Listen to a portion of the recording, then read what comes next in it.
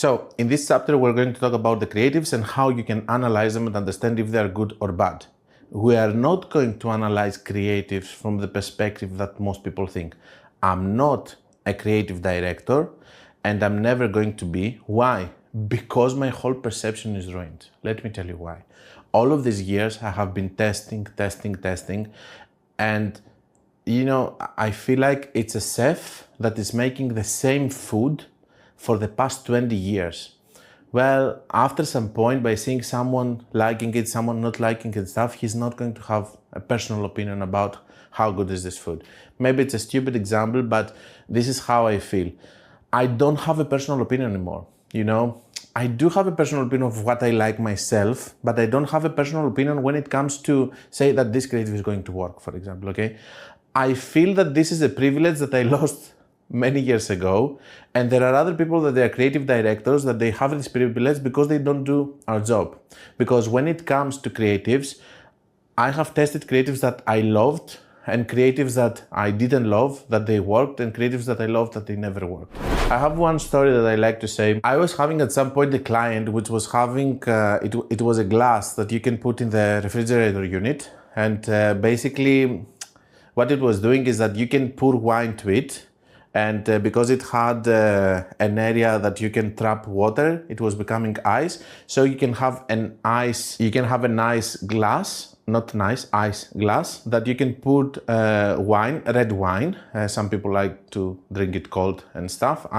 Personally, as a Greek person, I like to drink only the white wine cold, not the red one.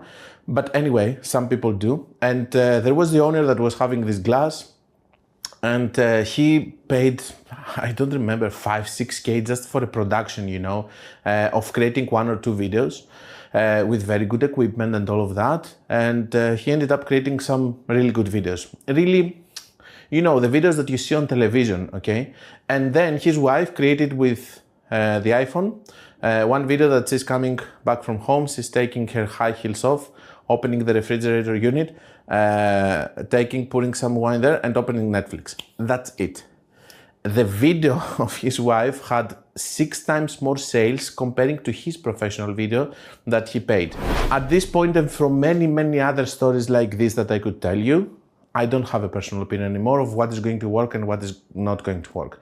I have seen awful landing pages that I would never buy because I would think that it's a scam, that they would even come to my house and kidnap me to actually work, okay? I have seen atrocities. I have seen so many things working that I don't have a personal opinion anymore. And even right now, I can tell you that I have clients that I still don't believe how they're not selling, but it's working. So who am I to criticize that? But do you know what I can criticize? Numbers. So what I have learned is that you can go inside and you can check numbers and analyze what is happening. The one variable rule that we analyzed in the previous chapter is very important for this. Why? Because we are checking things by just keeping things the same. So if I have the same structure, the same targeting, the same everything, the same ad account, the same everything, and I'm just changing the creatives, that I can compare them and I can say that this creative is better from the other. And this is what we're going to do now. We're going to go into my PC. First, I'm going to show you that in another account, the CPM is being influenced by the creatives. And in another ad account, I'm going to show you how, by testing in the same campaign, same structure, we had a better creative and which are the numbers that you need to see in order for you to understand if you need to improve on the creative side. And why creatives? Because creatives are important and creatives can make your ad account scale much, much more. Yes, it's the other things that we said on the daily loop theory, like the country, product, and all of that. But creatives and different hot pockets can help you scale a lot. And here you can see the difference in the ad account. Let's go into my PC. So we discussed what we had to discuss. Let's now go to ad accounts and let's see. First of all, it's very important to see that in this ad account, for example, let me move this away. In this ad account, for example, what are we seeing? We are seeing that we are having different CPM comparing to the creative. So this campaign and this campaign over here, they are exactly the same because I'm using the one variable rule. So this was working in the other account before, having some good results. I took the same structure with the same money and I changed the creatives. and we can see that we have different CPM with videos, which is 71, and different CPM with images over here, which is 42. So this is happening across many accounts. Just one example to understand. We are having completely different results over here. Having different CPM doesn't mean that we can compare these creatives. Also, we have learned earlier into other modules in debriefing the algorithm why you should not mix videos with images and all of that. And just to, just one test at a time with videos only, images only, because of the CPM again. We cannot have different CPM within the same campaign and then see what's going to work and what doesn't. And of course, we explained how it works and all of that. Now, in this one, we're going to see that we're having a campaign which is having, again, one variable rule, completely the same structure over here with same budget and everything, even the same spend over here closely to the same spend. And what we're going to see over here is that the CPM is kind of the same. I need to point out that when we're talking about CPMs which are very low CPMs, for example, if we go in this ad account and we see the CPMs over here, we can see we have 4.5, 5.4, 7.6, 5.2. We have the perception when we're working with bigger CPMs like 30, 40. When we see a CPM with 30 and 40, we consider it a big change. Perfect. In smaller CPMs like $4, $5, $7, the $1 is significant. It's very big. Okay, so having this kind of differences over here, it's very important for you to be able to distinguish that yes, we have different results. So even if we have the same structure, we have different creatives that they resonate to different people. So we were able to target more people, reach more people because they did better. Okay, and here we're having a difference in the CPM, but still we can come and we can compare the results because our CPMs are close. Okay, so over here we are seeing that the first set of creatives had 0.92 and 0.25. Also, another thing that I want to show you here is to understand if you're having a problem in the ad account. Okay, so you are seeing that your CPM is 9. So in this campaign over here, we're getting 1.73 and we need $2 plus. What do you expect to have $5 CPM? You already have a low CPM, okay? So it's not like you have to start looking if you need to do another targeting, start doing broad interest, lookalikes and all of that in order for you to be able to define if you will have lower CPM. So you have already lower CPM. Your frequency is fine. That means that you are targeting enough people with your budget. And then we see the website checkout is 14.11, 26.18. So you're 40 to 29. You're not having 1 to 2 ratio over here, okay? So your conversion rate is very good.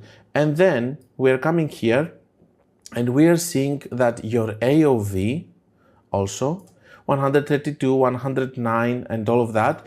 This is also healthy numbers. You're not selling something for $30, for example, or $20. And here we can see immediately that we're having a cost per purchase of 63 and 32.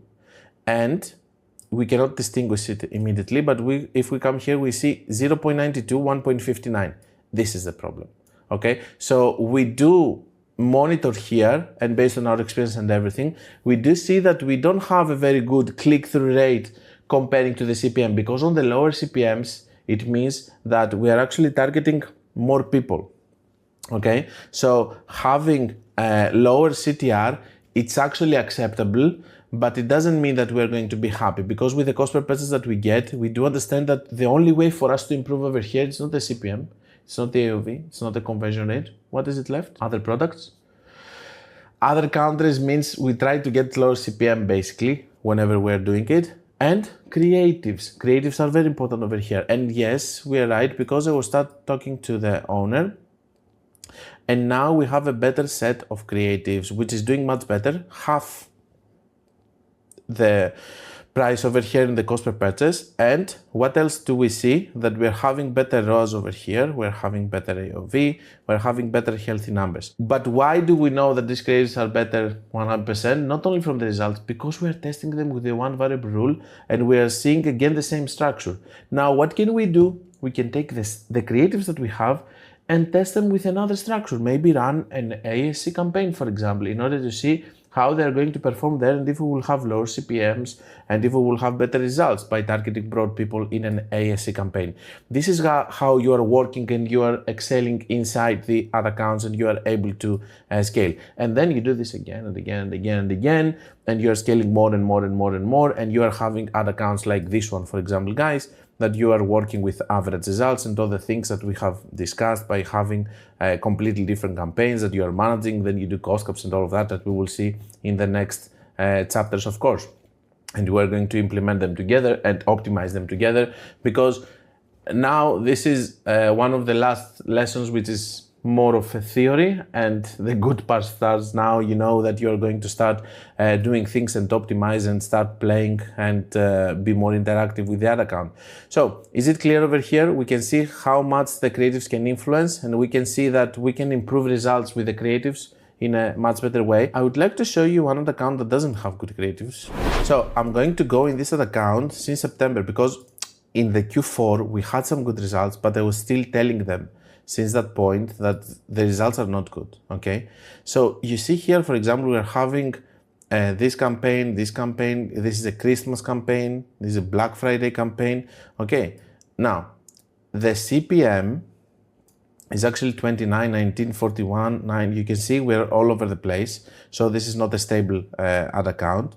And we're having some campaigns that they have run out. So in 2025, we have 32 CPM, we can see here, and so on. But I would like to show you one thing which is really obvious, at least to my eyes. So we had some campaigns, some success here with 2 ROAS, 1.7. So in the Q4, the ad account was working better with these numbers and they would be acceptable. Right now they're not, but I would like to show you that I'm having, guys, here a cost per unique click of 3.5 for 5.4 only in this campaign, you know.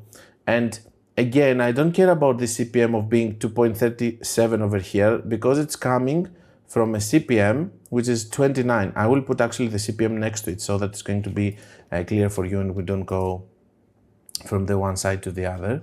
Just give me a second. Let's take the CPM and actually put it next to CTR. Okay, so let's save. Perfect. So here, what are we seeing? That when we are having higher CPM, okay, we do have higher click-through rate, okay? And here we have 19, we have 41 here, so it's 2, and so on. This, or 31, 2.6, okay? And here when it's dropping, we have below 1 here, which is on 9, we have this and all of that. Here, it's one of the cases that we actually had some decent cost per click, because at least I'm expecting to see below $2. And they are having consistently bad creatives, okay? We're not having good creatives. This one is an engagement campaign, okay? So another thing, which is important actually now that I have seen it, this is for conversion ads, okay? We're not talking about metrics that you need to see in traffic ads or engagement ads. We don't care about the click-through rate on traffic ads or engagement ads, because it's junk traffic. It's not a high quality traffic which is going to convert. We talk about conversion ads and purchase conversion ads. And over here, we're seeing that we have bad cost per click, and there's nothing else for us to do over here, except from the fact, because we're having a ratio that, yes, it can be improved a little bit, okay? If we manage to have better CPM because of the creatives, as you have seen, they influence the CPM, but if we manage also to have better cost per unique click over here, which means that more people are clicking, then we're going to be able to have 3 times more traffic by just spending the same amount of money. Do you understand how important this is? And this is my friction with this ad account, not being able to actually make it work for Q1. On Q4 it was working, yes, because there is more demand on this period, but in Q1 that we don't have the same demand as Q4, of course, the ad account and the whole metrics over here, they're going to punish you and you're not going to have a profitable account. So what do we do here? We work with the best campaign that we have seen that it was working well, the best structure that was working well during Q4. And then what we do is we change the creatives all the time and we try to see better metrics. It is that simple, guys. As long as you are not lying to yourself, you know, and you just think that because you will change the targeting, for example, the CPM and the click-through rate and the cost per click is going to improve. No, you will take the best structure and you will work with creatives. I have showed you the other account where we are having this kind of results and what kind of metrics you need to see. So this ad account is not only already having better creatives, but it's also ready to scale. Because as you can see, the daily loop theory we have showed in the daily loop theory video, I showed you this ad account and how it shows us that it can scale. We can also have better improved numbers. We are spending more money while we're improving the ROAS. We're having better cost per purchase. We are having again one structure that we have validated that it's working better. So now we know that we can hit these numbers with good creatives, and maybe we can try another set of creatives to see if we're hitting these numbers. We know that these creatives are working well, and we can work with other structures in order to see if they're doing well. So we're doing a very big progress over here. And the reason that we're doing it is because we know how to compare and find results. And of course here, having the same CPM means that we can come here and we can evaluate efficiently if these creatives are better or worse, and also see what kind of metrics we are able to hit on the ad account. Because between ad accounts, maybe we are not going to see a 5 CTR over here. Let's see, for example, in this successful ad account, what kind of cost per clicks we're getting. So over here, you see, we're getting a little bit more expensive, 1.79, 1.5, and all of that. The CTR is not below 1. It doesn't mean that because we have seen in one ad account 5, that we have to see in every single ad account 5% CTR in order for us to be successful. Also, this ad account is scaled, okay? This other ad account is spending just 200, and the moment we're going to start scaling, of course, the CTR is going to drop because we're going to have more expensive traffic, getting more people to convert. But here is also another account that is not having very high unique click-through rate. The cost per unique click is that it's also scaled, which is going to influence these numbers, of course.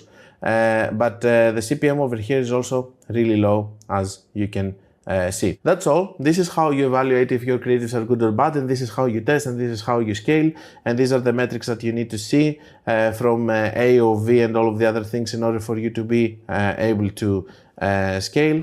I think that now you know everything that you need in order for you to be able to scale. You have the strategies from the previous module, and you have also the different things that we need to discuss about scaling, because scaling is also a mentality thing. It's not only something that is happening, it's something that's happening if you know what you're doing. Because even if you have a good product, you're going to reach up to a point and then you're going to stop. If you know all of this from people that they have done it, and it's not like that I have learned all of these things on my own. I had owners that were very good. It was their 4th, 5th business, 6th business that they were scaling. So they knew what they were doing. They have passed the learning curve from their other business and stuff, and I was learning also from them. Because let's not kid ourselves. One of the biggest advantages that you have as a person that is doing Facebook ads is not the money that you make, but the access that you have to millionaires, okay? Every week I'm talking with millionaires, and for free, they are telling me things that they are helping me become better, also to my own business, and also to do personal marketing better, and to do so many things.